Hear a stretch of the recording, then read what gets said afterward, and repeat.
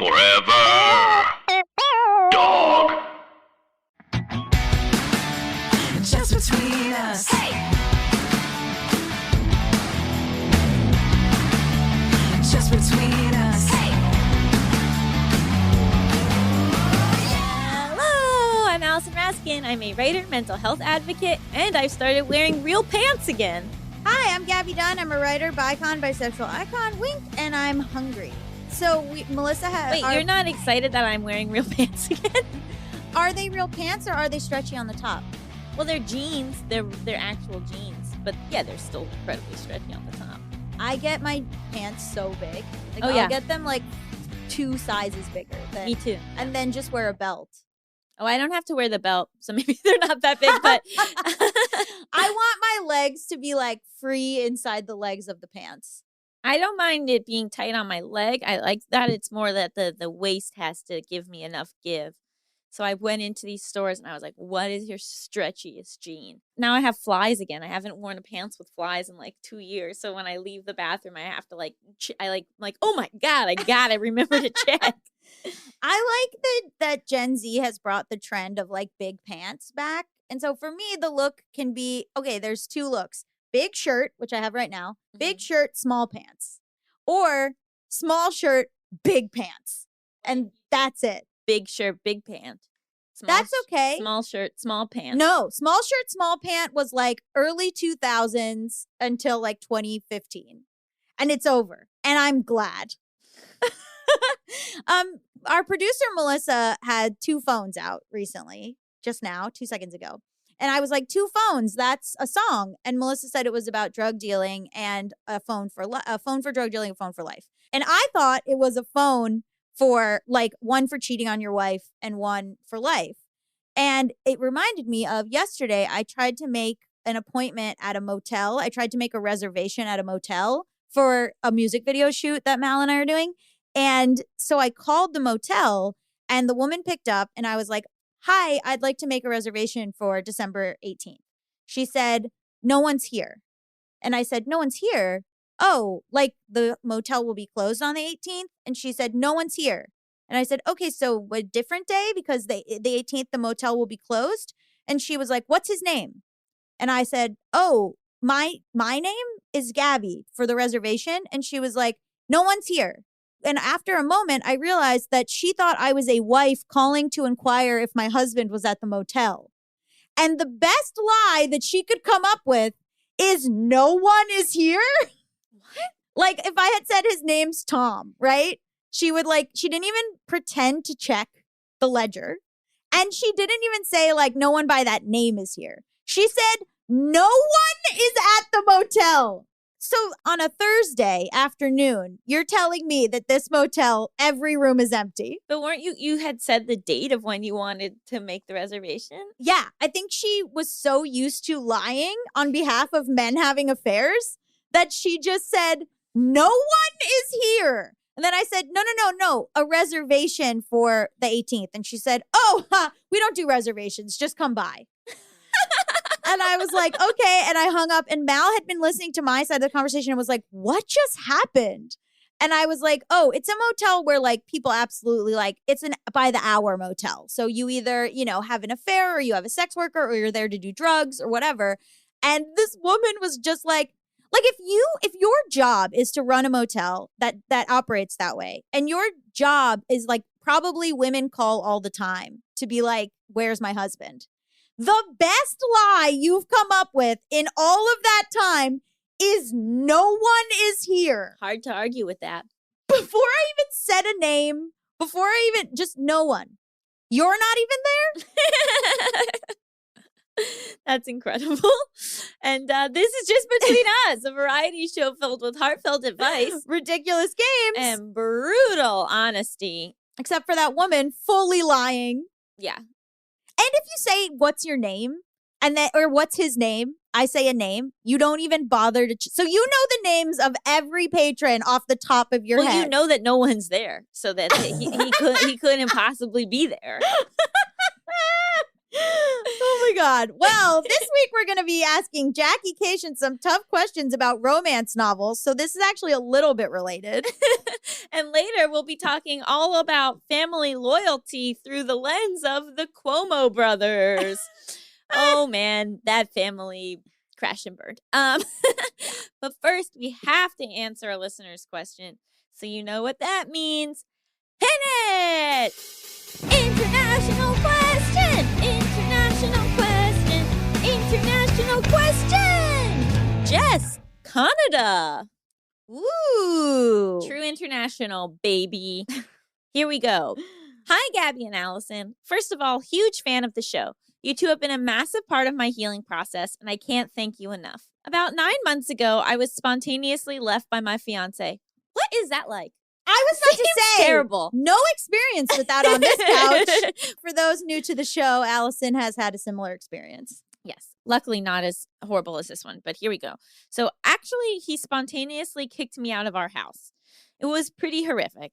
One day we were driving to Home Depot to grab paint to redo the basement when we passed a dad playing lightsabers with his kid on their front lawn. My ex-fiance looked at them and said, I can't wait to do that with our kids.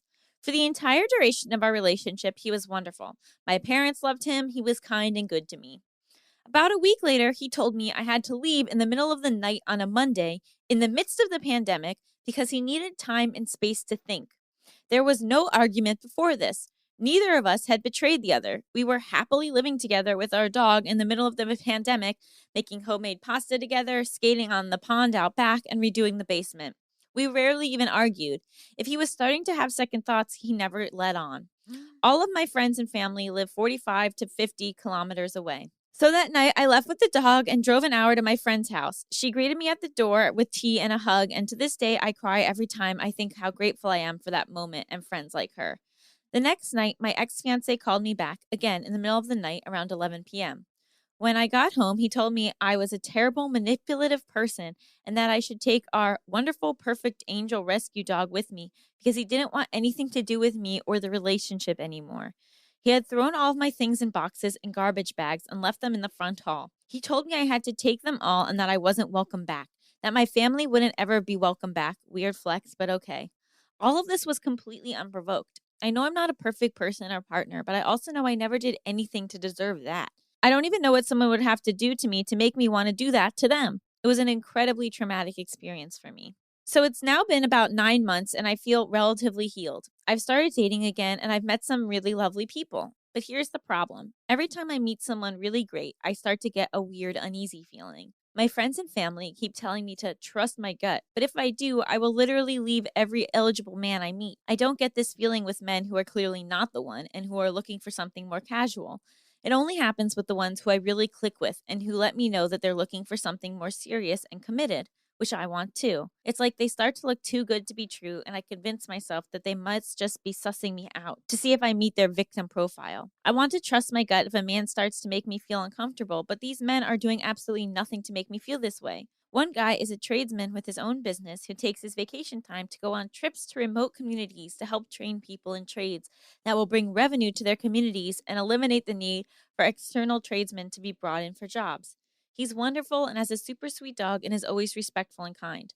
I logically know that he is a good person, but my gut is saying not to trust him. How do I find a balance between trusting my gut and reminding myself that I'm still healing from trauma? As a young woman getting to know new men, I don't want to ignore my instincts, but I also know that they might not be the most accurate with what they're telling me. Anyways, thank you for reading up to this point and for everything you two do. Your podcast really helped me through that truly icky time in my life, and I am so grateful to have found your content on the internet. It made me feel so much less alone in what I was going through. Love you both, Jess from Canada. And then Jess sent a picture of their dog, Butters. So this is obviously such a tricky thing. It is this thing where you're like, fool me once, okay, but if I get fooled again, then I'm the problem, right? It's this feeling that's not true, but it is this sense of like, well, okay, I could maybe toss up what happened to me as like a fluke, but like if I go through another, bad breakup, if I get left again, then like what is the common denominator? Oh God, it's me, right? At least like I kind of feel that on some level. Okay, I don't think that's false, but... No, No, I'm not saying it's true. I'm Okay. just saying like that's there I understand that fear of like am I picking wrong? But I think what you have to remember is your fiance fooled everybody. It's not like your parents were like, I don't know about this guy, or your friends were like, I'm not sure. And you were like, fuck all of you, I'm going for it. Right? Like, obviously, this guy had some sort of break or was going through his own crisis that resulted in him behaving in an incredibly extreme and cruel way. But like your ticker wasn't off. Like there wasn't signs that he was someone not to be trusted. And so what's really difficult and what's really hard is you just have to take the risk again. Like there is no way for me to say to you that this wonderful guy who, donates his free time to help communities and who is lovely and has a great dog won't hurt you. Like I can't make you that promise. You just have to decide, am I willing to take this risk? Like, am I willing to go after what I want, keep striving for the life that I want with the possibility that it might not end up okay? And I think the answer is yes. I mean, the answer is yes for me. And the thing is like, you also have to give yourself the grace of like, okay, if something terrible happens to me again, it's not my fault, like like you only have so much information about people. At a certain point, you kind of just have to like take that risk. And the reason why these feelings are popping up only for people where there's a real potential is like textbook. You don't get worried about people who can't have the ability to hurt you. You don't like if it's someone is clearly not meant to be in a long-term relationship with you, if someone is just kind of a fuck buddy, like of course you're not going to feel that anxiety because you're not putting yourself in a risky situation. So it makes total sense to me that your anxiety is only happening with people who are relationship potential. You can't protect yourself. You can do certain things to protect yourself, right? Like you can pay attention to red flags. You can have these conversations with your partner being like, I have this. And this is a conversation I've had with John a lot where I'm like, obviously I can't make you say that you will never leave me, but you have to not leave me that way. Where we've had conversations where he's like, if this doesn't work out, it will not be out of nowhere. Yeah, like I'll bring up what I'm feeling over time, As slowly, I'm feeling it. Right? Yes. I can't promise that like this will be forever, but I can promise that it will not be the same trajectory as the trauma that you've already experienced. Right. Because you're honest and saying like this really affected me. I don't want you to do anything you're not ready for because I don't want to go through that again. So like just keep in mind my experience as a human when you are doing your experience as a human. Context for what everybody has gone through. It's irrelevant to diagnose this person, but just as a person with bipolar disorder, Allison mentioned some sort of mental health break.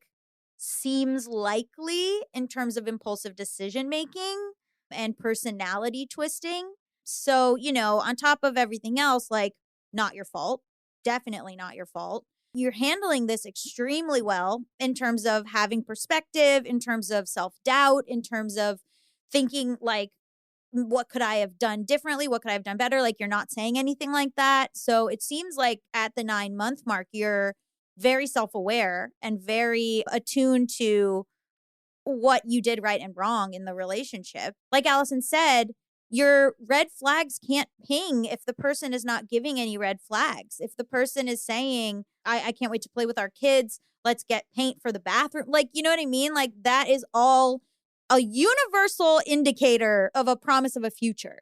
Like it's not like you were dating someone like who was like, I don't see a commitment, and you were like, no, we're committed. So I think it's hard because I think sometimes your gut instinct is twisted.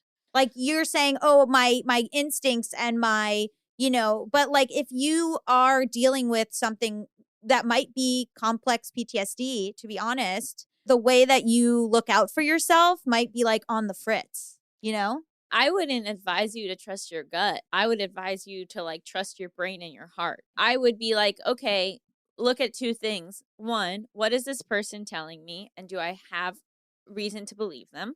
Like, have they been clear to their word up until now? Have I met people in their life? That's a huge thing, Yes. right? Huge. You have to make sure that you understand your potential partner's world. And you have to see, do they have friends? Have they had friends for multiple years? Do they have either a relationship with their family or a relationship with other people that is familial? Am I allowed to enter their life in that way? What is their relationship history? Like, you can do your digging that needs to be done, right? And so that's like the brain part. That's like the, okay, I have this evidence. This evidence is telling me that this is a responsible pick for me to have a relationship with.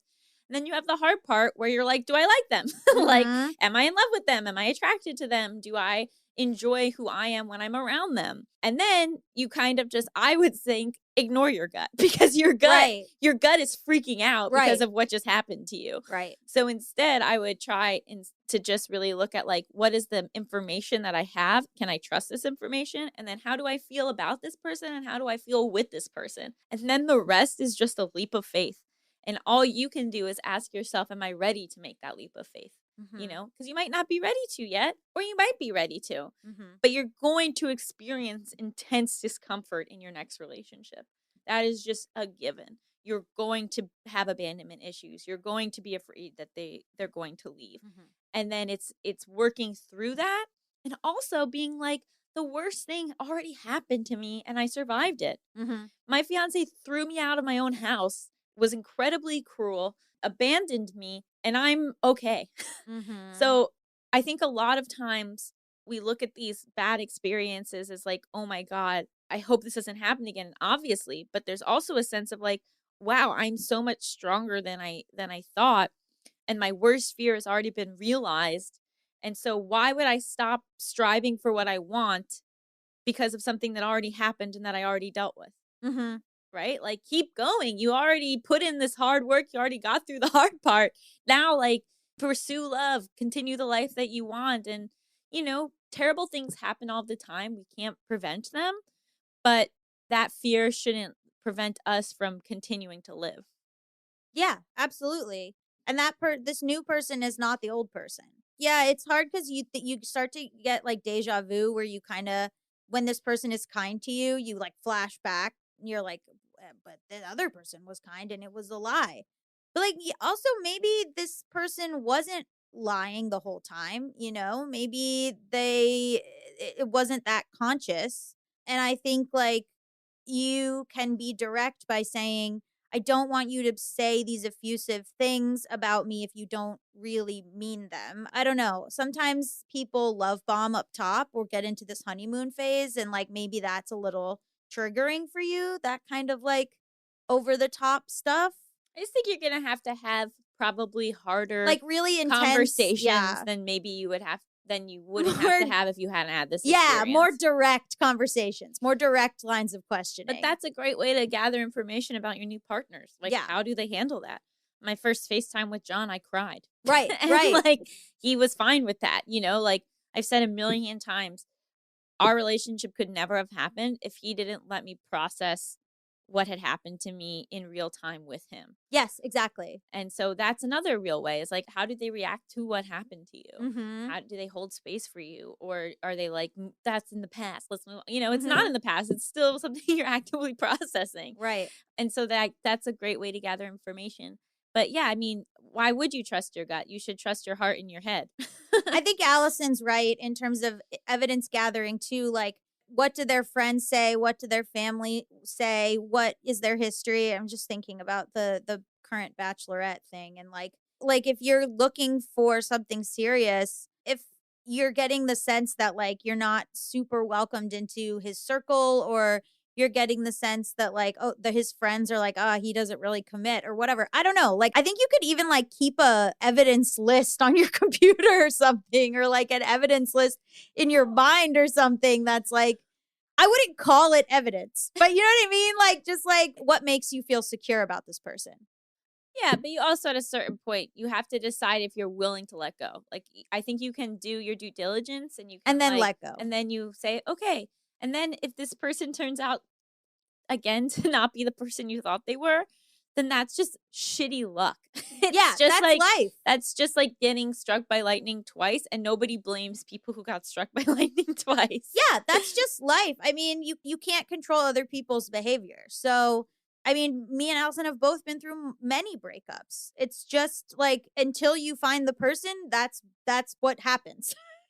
Breakups are inevitable. Instead of being like, oh my God, if this happens to me again, I'm so stupid, or something Failed. is wrong with me. Yeah. Being like, something horrible happened and I was brave enough to try again. And I learned. I'm learning. But yeah, but like I think the learning, because then what if it happens again? You're like, learning about yourself. But I'm just learning saying, about like, yourself. this is like a show of real bravery and strength to put yourself out there again, and looking at it through that way versus like just focusing on, oh God, I hope I don't quote unquote mess up. At a certain point, we have to believe the things people are telling us, or we'll never feel peace or calm. Right. I'm appreciative of you sharing your story with us. I'm also just like so freaking proud of you that you're putting yourself back out there. And to think that doing that would be painless or easy or straightforward, it's not going to be. Yeah. It's going to be a journey. There's going to be highs, there's going to be lows, there's going to be moments that are triggering, and just making sure that whoever you're on this journey with is understanding of that, and that you don't feel like that's something you have to go through alone, that you can bring up those things with whoever it is you're dating is huge, I think. Yeah, at a certain point, you're going to have to you're just going to have to be like, okay, this person is telling me the truth. But it's only been 9 months. So I think, like, based on your email, you're doing great. Like, really. Yeah. And if you realize, hey, I'm not ready to take that risk yet, then you're not ready. Maybe you'll be ready in a few months. Or maybe what's hard is you're like, I feel ready to take the risk, but I feel discomfort. It's like, yeah, of course, risks involve discomfort. Exactly. So please keep us updated. If you want to submit your international question, send it to justbetweenuspod@gmail.com. That's justbetweenuspod@gmail.com. Stick around after the break. We'll be talking to Jackie Kashian all about romance novels. Ooh. It's like everybody made the same underwear for every body. It's ridiculous. I mean, come on. Some people like high-waisted. Some people have different sized butts. I mean, it's just like nobody took the time to design authentic underwear for strong, independent, comfortable people like us. But then, Tomboyx did. They created underwear that makes you feel like, yeah, this underwear doesn't just fit you, it gets you. It took me way too long to realize that wearing Tomboyx high-waisted underwear is so much more comfortable than all of the low-waisted underwear I'd been wearing the rest of my life. Because turns out, high-waisted is way more comfortable. I own so much Tomboyx attire. They have all kinds of different sports bras that I really enjoy. I mean, basically, what I'll do is I'll put on like a Tomboyx sports bra that has a really cool design, and then I'll wear a tank top so you can see it. Not to brag, just to sort of show off the Tomboyx that I'm wearing. Tomboyx, since 2014, has been making brazenly unapologetic underwear for all bodies, all shapes, all genders, all sizes. Yes, really, all sizes. From boxer briefs to bikinis, boy shorts to bras, every pair of Tomboyx is created to fit you and how you see yourself. And they've expanded beyond underwear, too. Each product is built on values of quality, fit, and inclusivity. They pay attention to every detail, like no back seams for a wedgie-free experience that never rides up, and super comfy, silky smooth waistbands that never roll down. Wherever you fall on the size, shape, or this is me spectrum, Tomboyx is the underwear your body will love. And with their love at first wear guarantee, you can order risk-free while you find your perfect fit. Discover your inner tomboy and let us get you started with our special discount. Go to tomboyx.com and enter code JustBetweenUs to get an extra 20% off. That's an extra 20% off when you enter JustBetweenUs at tomboyx.com. Tomboyx.com. Restrictions apply. See site for details. Just between us. Welcome back to Just Between Us. It's time for the juiciest, most scandalous, controversial segment known to all of podcasting.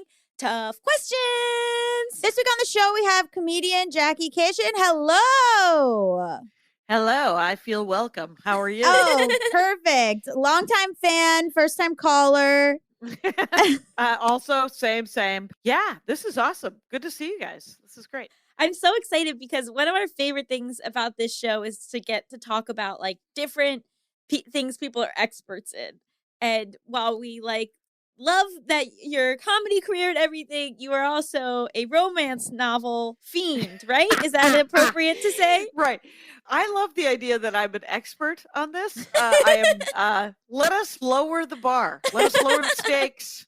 I am neither a fiend nor an expert, but I am an enthusiast in the way that the world is on fire.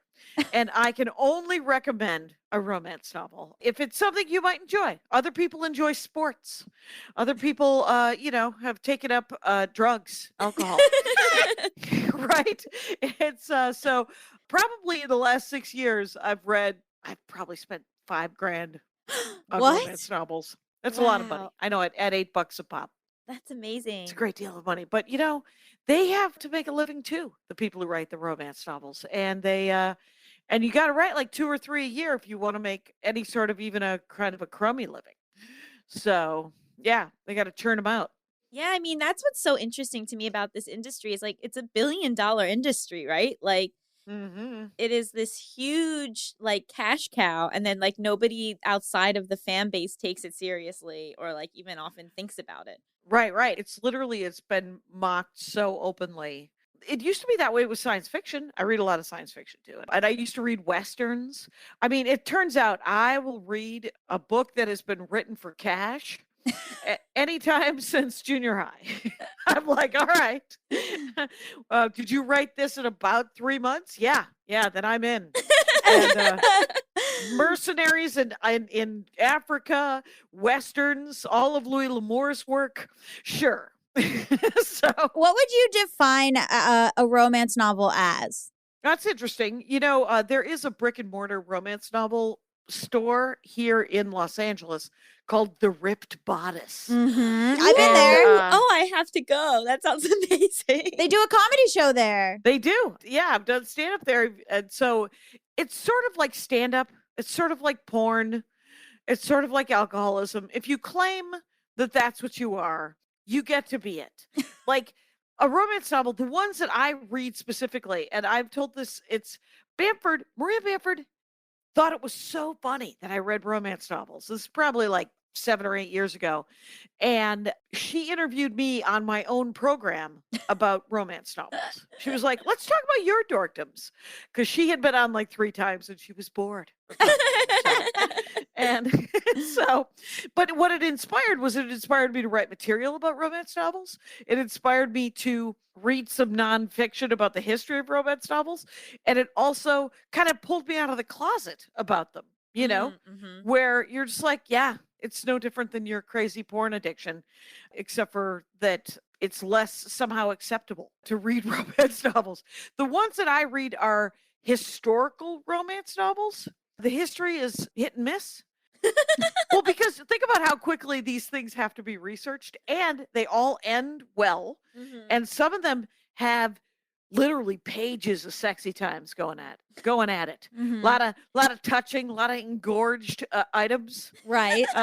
body parts that are all lit up. But they can be anything, right? There are like my great aunt loves modern Western romance novels. I like romance novels that are set in England around 1815. That's so specific. Though I've run out of them. It's enormously specific, and it bled off. Like I'm sort of out of them. Yeah. So I'm in the 1870s right now. Oh man. And then there are some that are set in like the what was it, Knickerbocker time? I don't know what it was called, but it was New York City in the late 1800s, early 1900s. Yes, Knickerbocker times. Yes. Yeah, okay. And it's interesting because they are, and I tell this story. There was God, I wish I could remember the name of the author or the name of this book, but it was essentially a history of romance novels, and it might have been called like Bosoms and Bedtimes or whatever, like just owning how kind of goofy they can be, right? And but if you think about it, soak in science fiction. Have you ever read any Robert Heinlein? Right. Jesus H. Christ. Anyway, get some help. Anyway, so that guy's dead. Okay, so and I genuinely like Stranger in a Strange Land, The Moon is a Harsh Mistress. I liked all these. I will literally read almost anything except horror because, quite honestly, it scares me. Yeah. Yeah, and I won't read sad sack Oprah books of the month, slice of Mhm. life stuff. I don't like them because I'm like, no, I'm already living that. Right, right. And books are an escape. Yeah, yeah. I would like to check out. Give me a minute. Okay, so here's the crazy thing about historical romance novels. The woman who wrote this book, she went to like Wesley or some fancy, lady college, Ivy League lady college in the 80s or 90s. And she came home and was talking to her Richie Rich mom. And her mom was like, "Have you decided what to study?" And she said, "Yes, I'm going to study women's literature." And her mom goes, "Are you going to read any romance novels?" And her daughter said, our author said, "Those Fabio books?" Oh. And her mother said something that I thought was epic. Her mom goes, "Oh, so you're not going to read the books that historically have been written by women for women about women." Interesting. Interesting. Okay. And then she said to her mom, "Fine, give me a syllabus." And then her mom gave her a syllabus. Like I started reading them in junior high and they were extra dumb. They were super dumb in the late 70s. A lot of rape fantasies. And that's what happens in the romance novels a lot in the 60s and 70s. Is you fall in love with your rapist, you marry him, and then he turns out he's a good guy. But it turns out he also has complete power over you. Anyway, so it's all very disappointing. But the other side of that, and they also still exist, but and it's because it's gotten super nichey, right? Like it's like podcasting in the way that it can be for 11,000 people Right, Mhm. right, right. And still make a profit. and still make a living, right? Or at least a profit. And so Barbara Cartland wrote these ridiculous. They're vaguely religious, a lot of longing looks, and then the last page they're at the altar and they might get to they might get to kiss on the lips. And this was in junior high. And so I read all of those and I was like, these are exhausting. And then I turned to Harlequin romances, Mm-hmm. which were a lot of the same. They were kind of the rape fantasies and the married thing. And then Harlequin Romance put something out in my senior high years, and they started publishing something called Second Chance in Love. And people could get laid because they were either divorcees or widows. Ooh. Oh. And they didn't have to sweat the whole like wedding night virginity. Well, this is uncomfortable. Get it together. Right. These were experienced lovers. Yes. And the first time you have sex, it's always weird. I don't know how it is for men, but for women, you're just like, well, that was weird, but I kind of liked it. Let's do it again. And I'm also supposed to like it. So let's try it again until I figure out what it is I'm supposed to be liking. Were these still being written by women, though? Were these all being written by women? You can't tell, right? I think that some men were writing them, and I think that a lot of men were reading them. One of the interesting other things that was in that nonfiction book was the way that romance novels are purchased. Because in the 50s and 60s, I think Harlequin was the first one to go sort of mass market on it.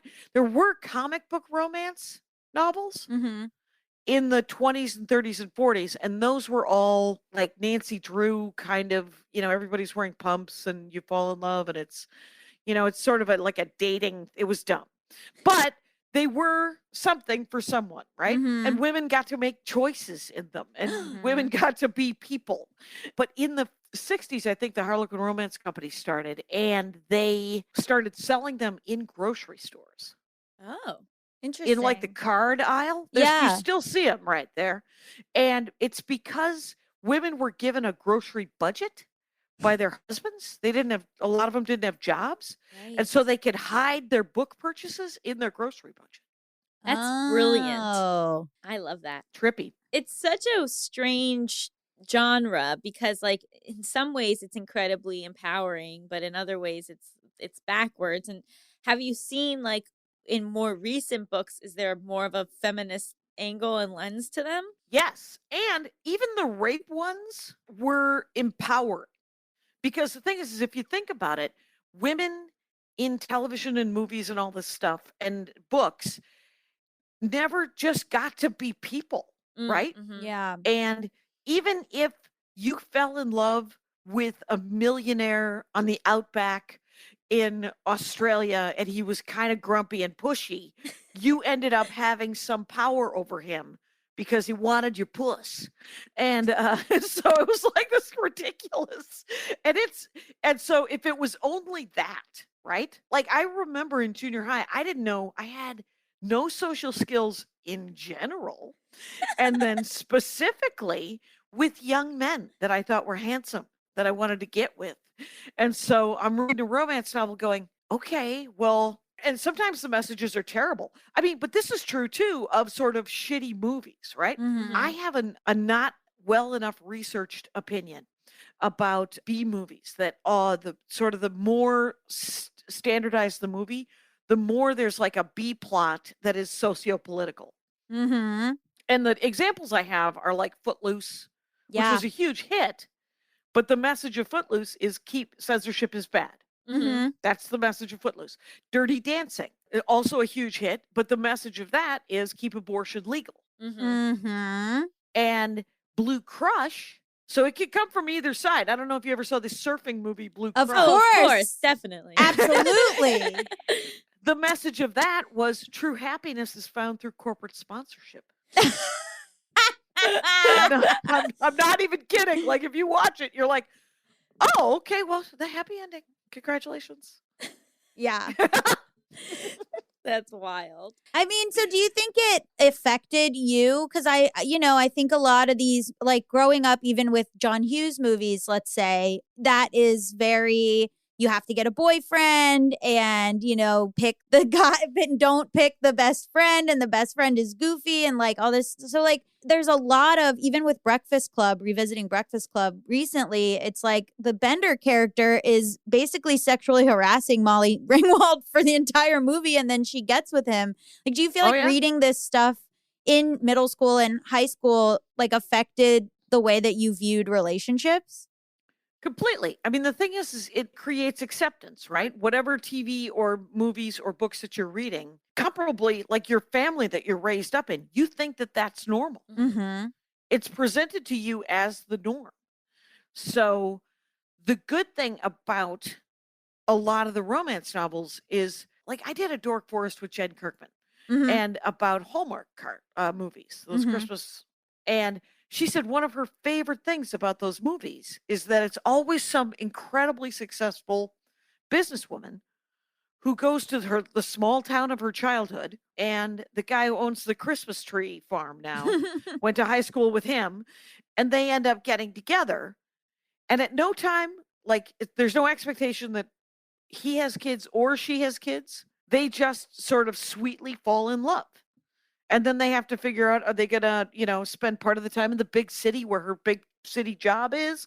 Or is she going to get to work remotely? And so these are the dumbest movies on the planet, hugely popular because the role modeling of that is real, right? So all of these women who were in these books were, to some extent, successful in their own right, and powerful and smart. And they weren't doormats. Some of them fell for dumb, horrible men, but people fall for dumb, horrible people, right?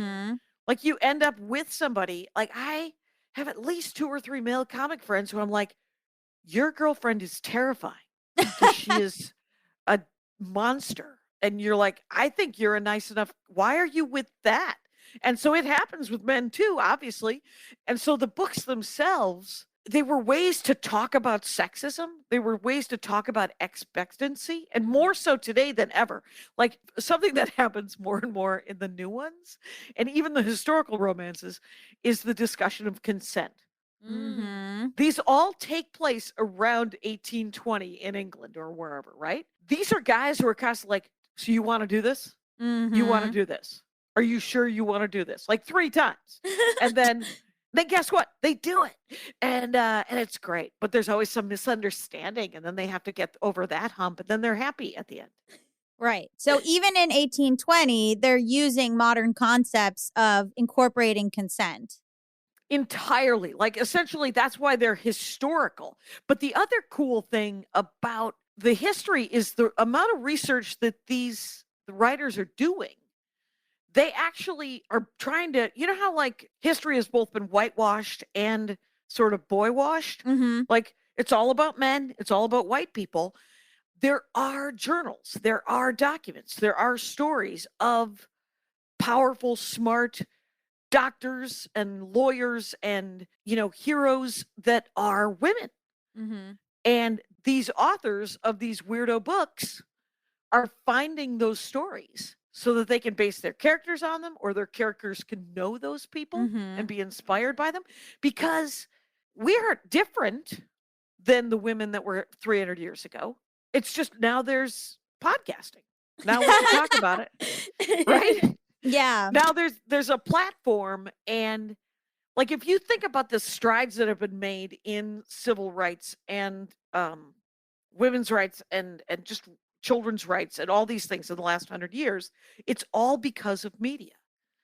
It's because of radio. It's because of literacy. It's because of television. It's because of the internet. It's because of telephones. And this is going to sound the dumbest, but I always thought that I got racism. And right? Because I was like, I'm not a shitbag. I don't, even when I'm the maddest in the world, when I was a child, it was like, you don't call people racial slurs. You just don't. It's not, I don't care how mad you are. I don't care what's happening. You don't lose your temper and then just start calling Jewish people or black people names. Right. The old Michael Richards. Yeah. Right. You don't snap. Right. I snap and I say super mean things, or I do super stupid shit, but it isn't that. Right. It's a separate thing. So I built myself a tiny statue inside my head because I'm the best. Right. And so I thought that I sort of got racism, and then the iPhone camera was invented. And I could watch what was happening to friends of mine who were black and brown and gay and trans and all the things. And I would see it online. This is 10 years ago. This is 6 years ago, where I would see it. And then I would say to my friends, did you see this? And they would say, put it away. Yes, I've lived it. Please do not show me racism at this time. I'm familiar with it. Let's go to lunch. But the representation, there's a way for men to know now what happens in women's lives. Like we all are in the water, right? We're in our own fishbowls. I'm like, no, this is how I live my life, slightly defensively, but fine. Mm-hmm. And guys are like, well, why wouldn't you just go to that thing? Well, didn't want to be killed. Yeah. Yeah. There's more of an ability for people to show their real experiences, for people to show their real life experiences in ways that you like wouldn't even consider. Yeah. And it's undeniable. Right. Yeah. Right. Just between us. This podcast is sponsored by BetterHelp Online Therapy. We talk about BetterHelp a lot on this show, and this month we're discussing some of the stigmas around mental health. For example, some people think you should wait until things are unbearable to go to therapy, but that isn't true. Therapy is a tool to utilize before things get worse, and it can help you avoid those lows. And we've been taught that mental health shouldn't be a part of normal life, but that's wrong too. We take care of our bodies with the gym, the doctor, and nutrition. We should be focusing on our minds just as much. BetterHelp is great because you can talk to your therapist at any time. You can send them a message and they will get back to you. I very much enjoy that it is super accessible, especially for people that maybe are not able to get out to a therapist's office, especially right now during COVID. And so, there's video, phone, live chat options. You can talk to your therapist at your pace. BetterHelp is customized online therapy that offers video, phone, and even live chat sessions with your therapist, so you don't even have to see anyone on camera if you don't want to. It's much more affordable than in-person therapy, and you can be matched with a therapist in under 48 hours. Give it a try and see why over 2 million people have used BetterHelp online therapy. This podcast is sponsored by BetterHelp, and Just Between Us listeners get 10% off their first month at betterhelp.com/justbetweenus. That's BetterHelp.com/justbetweenus. Just between us. And so, you talk a bit about like media representation, these books maybe showing different sort of representation. And then, the idea now of like own voices in fiction, where it's like you want to read about Indigenous people by Indigenous authors. You want to read about Black people by Black authors. And I think like, is that happening more in romance? Well, I think it's the cool thing that always happened in romance because nobody respected it. Interesting. They were like, oh, women are going to write this and we don't have to pay them well. And they're just going to churn this out and other women will buy it using their grocery money. Yeah. There's kind of less gatekeeping because nobody cares who's doing it. Yeah. It's like stand up. It's also this thing that I hate where, happens with boy bands where it's like, well, this isn't important because women are interested in it or young women are interested in it or older women are interested in it. God forbid older women have interest. And so like, and then I always find it funny when people are like, oh, women are shopping so much. They have so many high heels. And I was like, do you know how many sneakerhead men I know? Like when men have an interest, it's suddenly like worthy of the cover of GQ. But like when women have an interest, it's frivolous. Interesting. Mm-hmm. It's only in the last 5 or 6 years that I've embraced the romance novel thing where I'm just like, yeah, no, it's something I like to do. Mm-hmm. It stops the voices. Get off my areola, which is a Janelle Monáe reference. How great is representation, though? Like when you saw Bridgerton, if you saw Bridgerton, Mm-hmm. the fact that there were some Black characters and it was treated a la Hamilton, where they were just playing, they were actors, Right. playing those parts. I thought it was awesome. I did talk with a friend of mine who likes both romance novels and is Black, and she said, they don't mention the fact that he's Black except one time, and if you bring it up at all, you better address it. But they didn't. Like at one point, Lady Dansbury, I think, says that the Queen, 2 generations ago, somebody married somebody Black, and that's why they get to be a duke or something like that. And that felt like a thing that was done in committee. To like what? That they were like, we got to address it, but not too much. Exactly. Yeah. Yeah. That it feels like it was a group decision that didn't need to be made because at no time is it addressed. For example, in Hamilton. Yeah. And people do have trouble with that. I think, it's interesting too with like queer history, speaking as a queer person, there's a lot of stuff with regard to the Hays Code with gay and lesbian romance novels where they had to end in death and disaster. Always. Whereas like straight romance novels, it's like the ending must be that they get together and they get married or they're together and happy.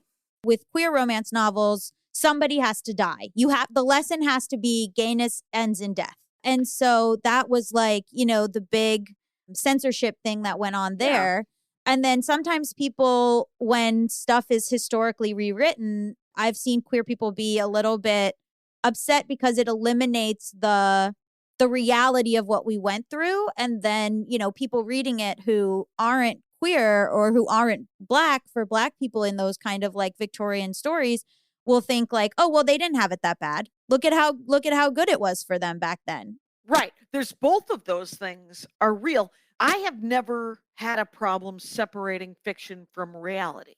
Right. And I know historical fiction in finger quotes is been, I don't know if you've ever read any time travel romance. Not yet. That was a dumb year. But these women would go back in time and they would always bring tampons. Interesting. The last lesbian romance novel was probably 4 years ago. One of my fans is a delight. And she was like, you like romance novels? Read this one. It's based on this real couple. And I was like, do they? And because it's a historical romance novel of these two women. And they were settlers. And I was like, are they killed? I can't. I know that lesbian romances always end in death, right? Right. And she was like, I am going to spoil it for you just because it's fun all the way up to the end. And they live. Hey, And so, yay! we did it. And I wish I could remember the name of it. And if somebody wants to know, I will find out. And then I gave it to my mother's-in-law because my husband was raised by lesbians. Mm-hmm. And so their first question was, do they live?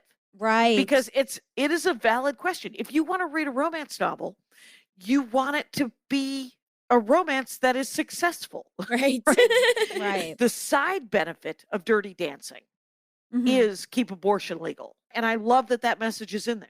I Mhm. love that that message is in there. But they get together at the end of that damn movie. They better fucking get together.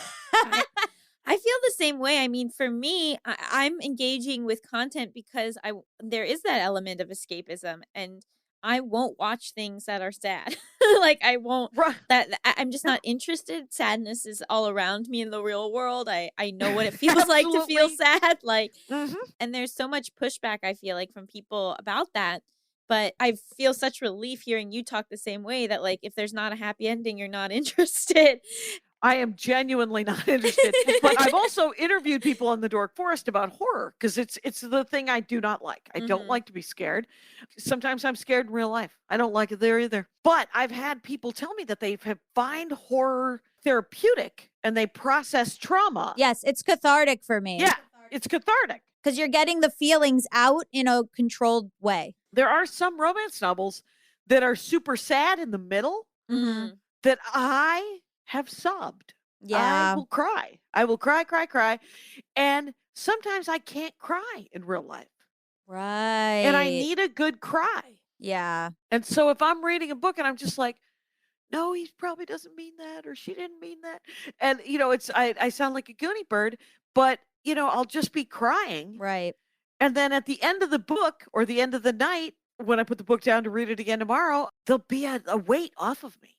Yeah. The physical catharsis of bleeding that energy off. That is true for people who like horror and for people who like, I think people who like sort of the they're like, oh, other people have, we all feel so alone sometimes. I was just thinking a lot about like my love of Succession and how that is a tragedy, that show. It's funny, my partner and I got into a thing because I was like, it's a comedy. Like it's a dark, black comedy.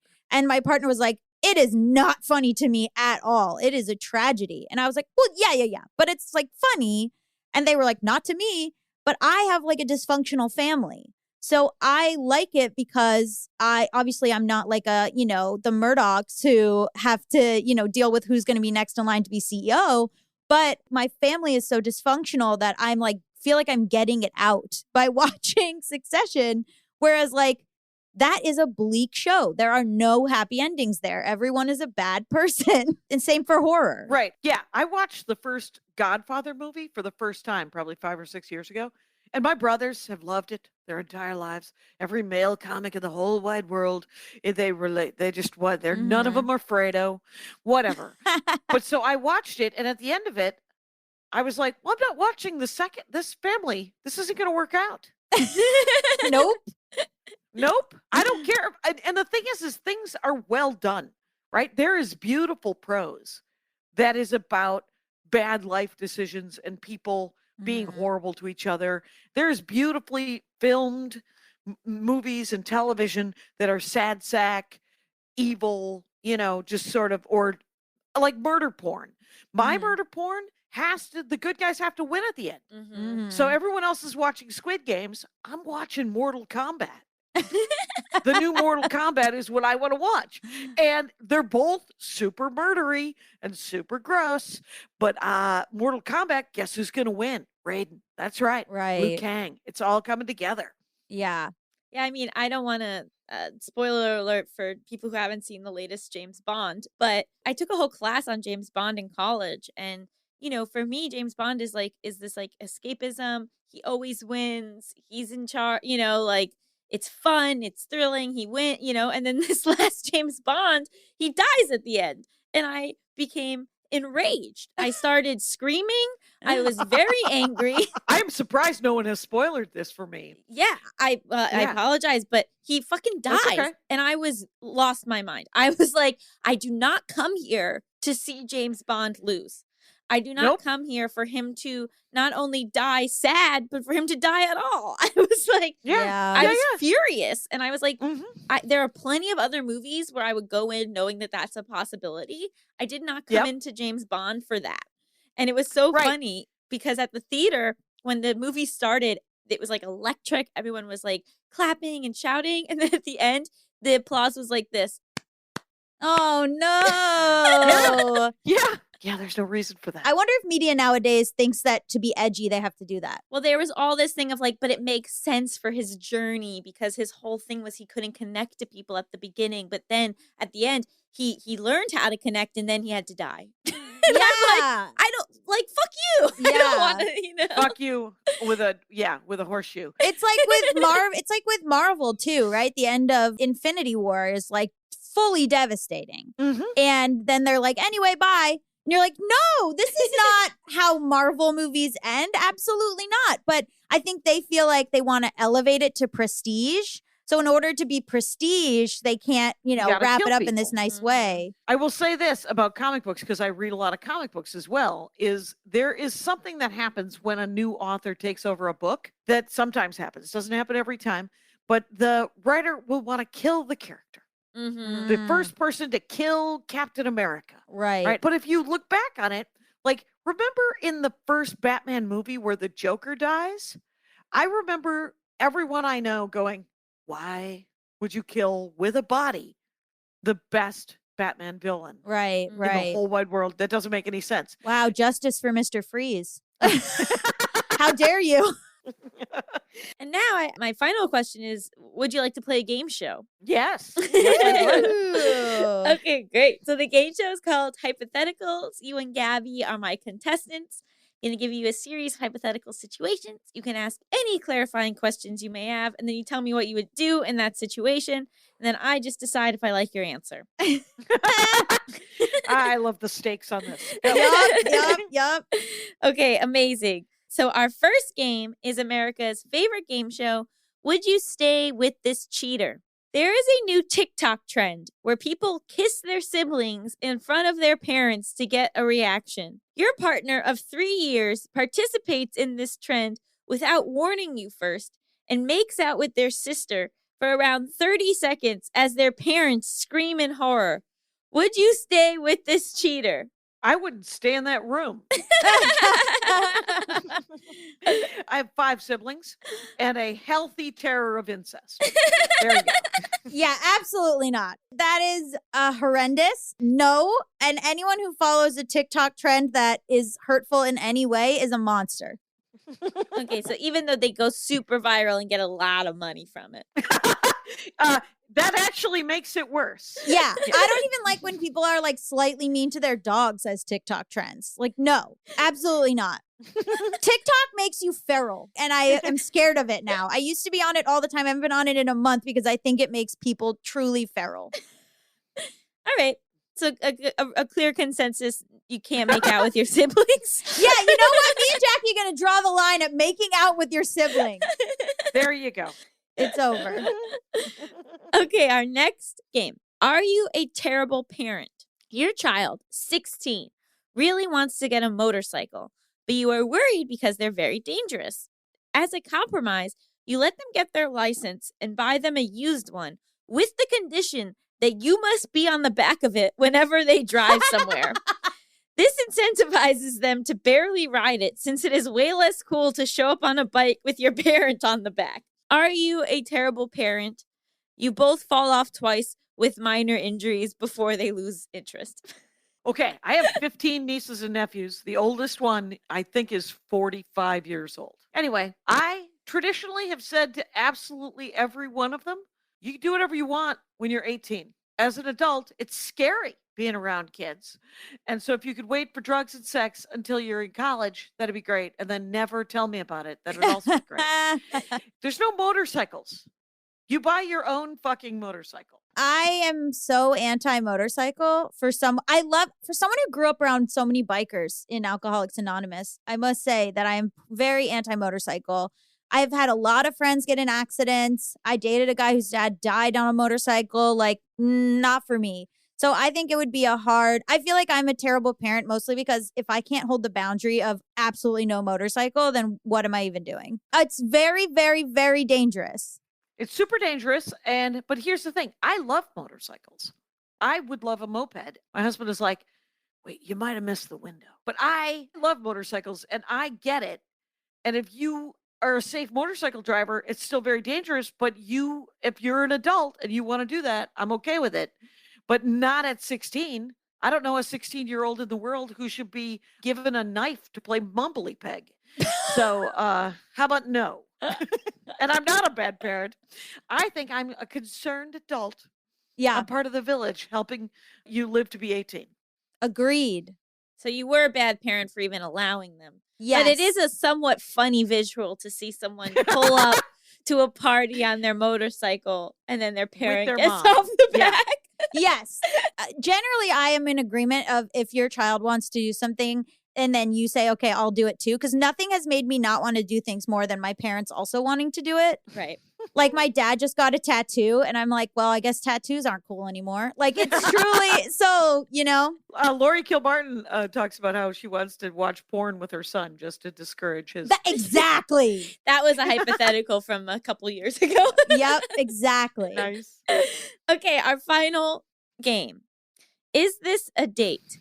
You're part of a weekly trivia group with 6 members. One night, one of the members, a friend of a friend, asks if you would like to join a new trivia group, which meets a different day at a different bar. You say yes, but when you show up, you find out that the team is just you and that one other person. They explain that they think you are the smartest person they've ever met, so they didn't need to ask anyone else to join. Is this a date? I marry this person. I immediately marry this person. That is totally a date. Yeah, we get married in Vegas the next day. It's a good true. strategy for you. I'm a Gemini. I want to be told I'm the smartest person always. My partner right now believes I have a genius IQ and wants me to get tested. That's why you're together. Yeah, one of the nicest things they've ever said. And I keep saying, every time they say it, I'm like, are you fucking with me? And they're like, no, I genuinely think you have a genius IQ. And I'm like, aww. What do they think of your social skills? Oh, not good. Are you kidding? Yeah. And you're like, I don't care. You think I'm smart? Thank you so much. Yeah, I don't have time for the rest. I'm all about efficiency. I watch Jeopardy like almost every day, and they one time they were sitting with me, and then they were like getting up to do something else, and I was like, no, you have to stay. I can't watch it alone. I need someone here to witness me getting everything right. Oh, it's hilarious because I was working on a bit about how nobody needs a witness for everything. Like there's things that I do that I want my husband no part of it. No, Right. take a lap. But yeah, does it really happen if nobody's watching how smart you are? I need Mal there to see how good I am. And so I feel like this trivia person gets me. And I think it's a date and I love them. They do. Mm-hmm. Unfortunately, they just wanted to win trivia and they have no romantic interest in you. Boo! I would be romantically interested. If I thought someone was the smartest person, I would be romantically interested in them. There's a lot of ugly men I've dated who I just felt were really smart and talented. Interesting. Tina Fey once said, talent is not sexually transmitted. Just so you know. Oh, believe me, I know. It was a lot of cis men really got in there in the last minute because I felt they were talented.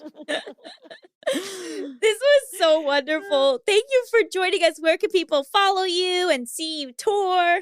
Know in your hearts that I have a new album and special out, and you should buy it so I stay on the top of the charts. But if you don't have any money, just stream it. Watch it for free on YouTube. If you go to JackieKashian.com, everything is just Jackie Kashian, right? So it's at Jackie Kashian.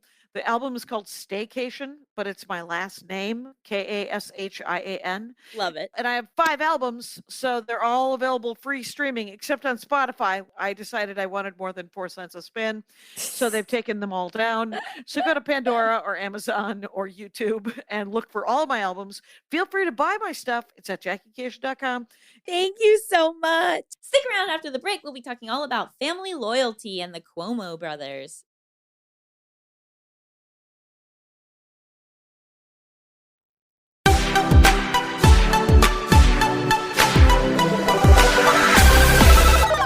Welcome back to Just Between Us. It's time for Topics. XXXXXX, baby.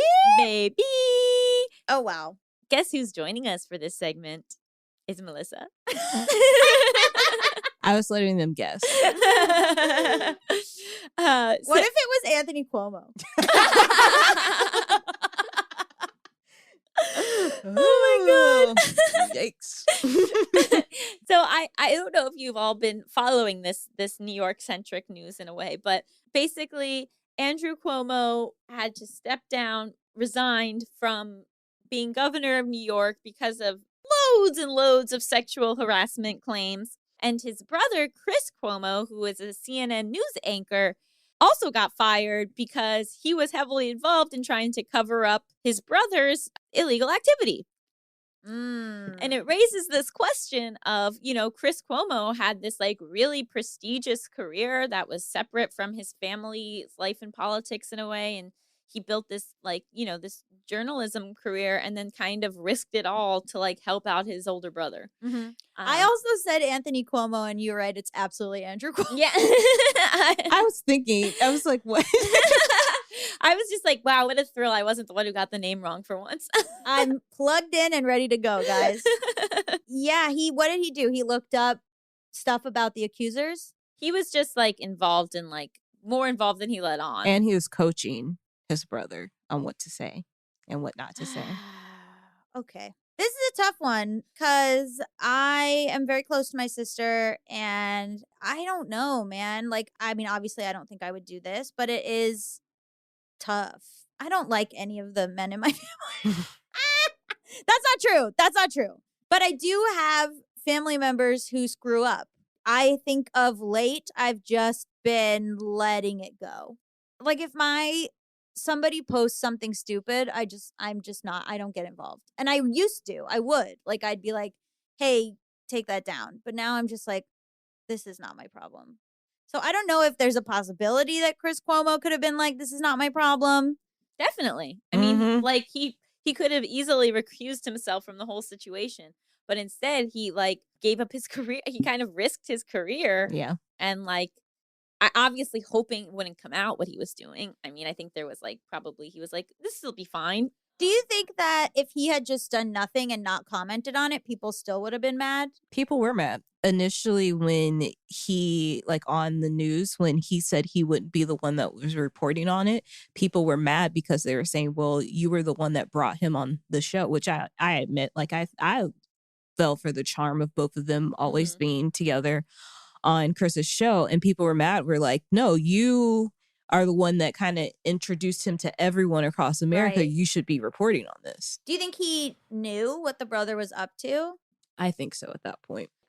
Because it's hard because, like, I hate the implication that you're responsible for what your family does and that you have to comment on it. But that's not what happened. He went out of his way No, of course, to of help course, him of course. with the cover up. Yes. So if he had just said nothing, he would have also probably gotten flack. But then he decided to let's do the worst possible thing. Well, he implicated himself. Exactly. He probably would have had, some, even if he had just backlash from I'm not going to report on it. But what he did got him fired. Right.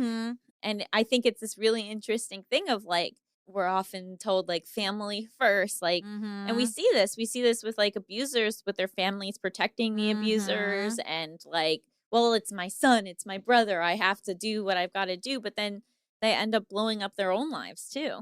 Yeah, it's like the Gaby Petito case and the parents covering for this Brian Laundrie who killed her. And it's like, I understand that it's your son, but this person needs help. Sometimes like they do something horrible and the best thing for them is something that makes them have to get help or change or something. Or like, like even with the school shooting in Michigan, the parents covering for the son, like the son was literally crying out for help, like literally saying the words help me. And the parents were like, go back to school. Here's a gun.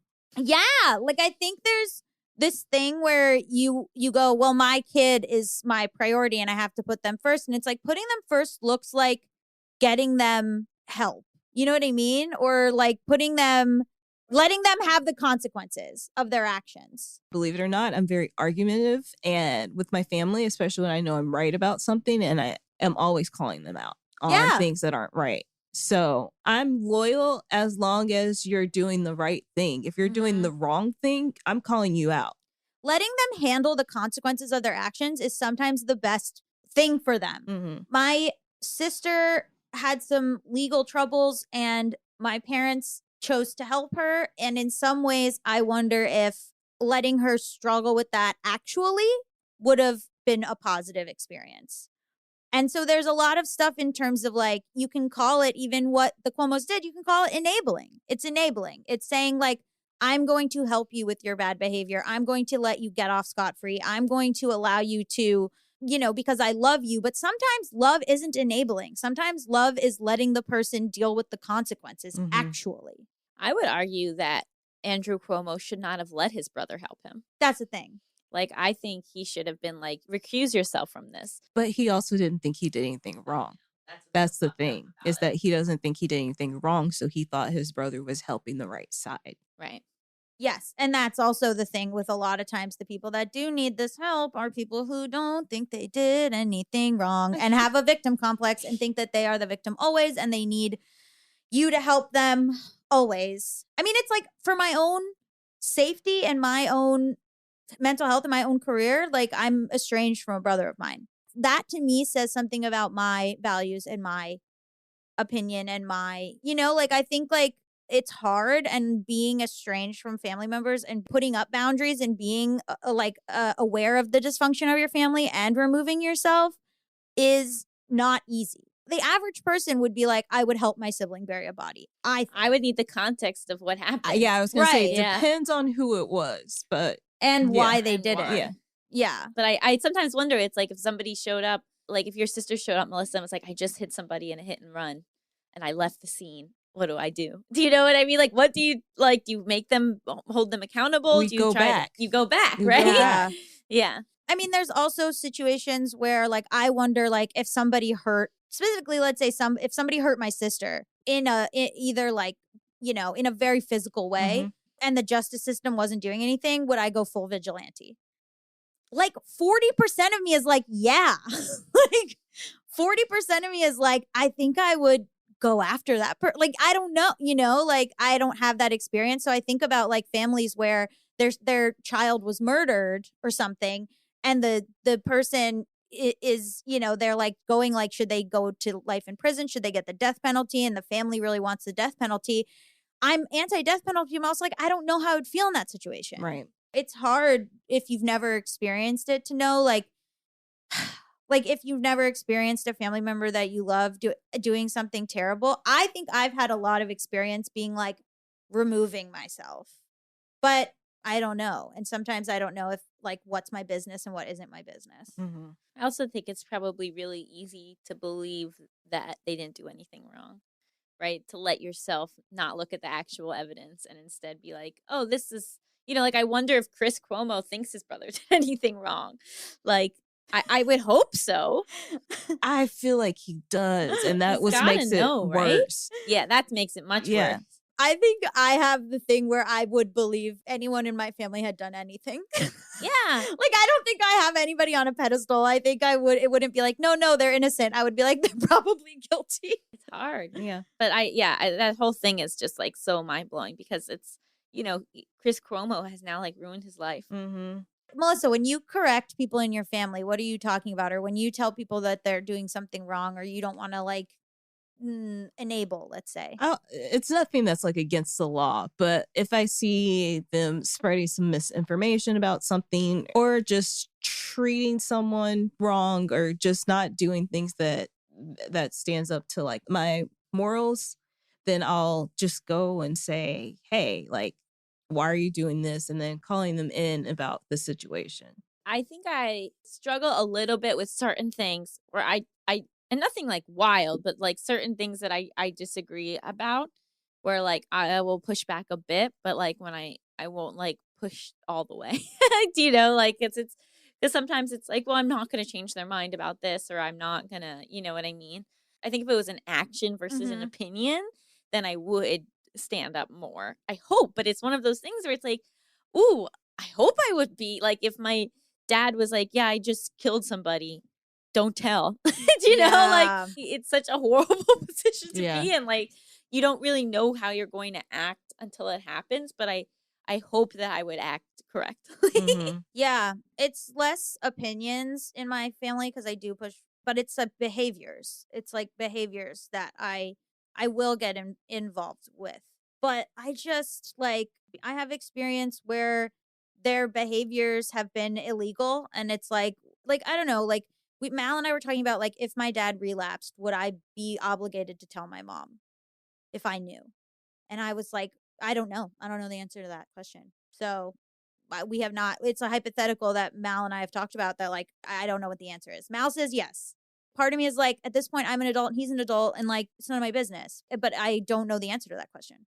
This is, like, to me, sort of unanswerable topic, but I have no idea. Yeah, I think it just depends on the situation. The context matters Yeah. so much. If someone had been harassing women in their lives, then I will definitely not stand by Absolutely. them. Yeah. No way. It's different between hurting other people and hurting yourself. Families are wild. But I will say I'm glad Chris Cuomo got fired. Me too. Yeah.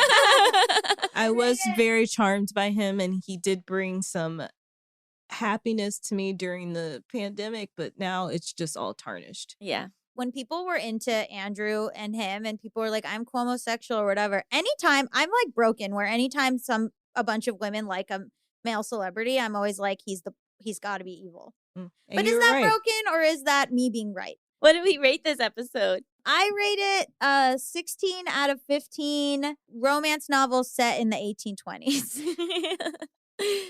I will rate it 27 out of 23, going after what you want after experiencing extreme trauma. I'll rate it 42 out of 33, making out with your sibling for a viral TikTok. No! Yes! Yes! Canceled. Thank you, Jackie Kashian, for being our guest. Just Between Us is a Forever Dog production hosted by me, Allison Raskin. And me, Gaby Dunn. Produced by Melissa D. Mons. Edited by Coco Lorenz. Executive produced by Brett Brohm, Joe Cilio, and Alex Ramsey. Brendan Burns composed our killer theme music. To listen to this podcast ad-free, sign up for Forever Dog Plus at foreverdogpodcast.com/plus. And check out video clips of our podcast on YouTube at youtube.com/foreverdogteam or on our channel, youtube.com/justbetweenusshow. Make sure to follow us on Twitter, Instagram, and Facebook at Forever Dog Team to keep up with all the latest Forever Dog news. Also at She Is Not Melissa, at Allison Raskin, and at Gabby Road on Instagram. Bye! Forever.